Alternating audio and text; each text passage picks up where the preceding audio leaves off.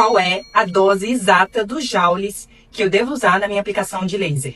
Essa é a pergunta que eu mais recebo. Muita gente fica insegura na hora da aplicação do laser e quer descobrir a dose exata para fazer uma boa aplicação.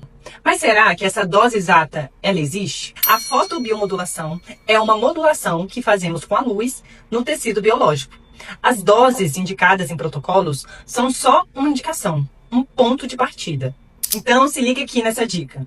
A dose, ela muda e precisa mudar, porque o corpo ele vai responder à luz e a gente tem que seguir na modulação, dando continuidade no tratamento. A gente precisa levar em consideração a individualidade do paciente e o avanço na resposta terapêutica que a gente está buscando.